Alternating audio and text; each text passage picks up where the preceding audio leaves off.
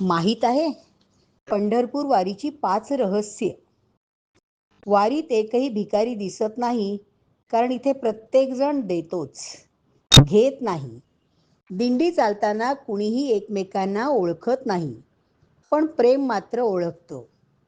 जात, धर्म, वय, पैसे काहीच महत्वाचं नाही. फक्त विठू माऊली. वारीत लाखो लोक असूनही मिसिंग केस फारशी होत नाही, कारण इथे भक्त हरवलेला नाही, तर तो भेटलेला असतो.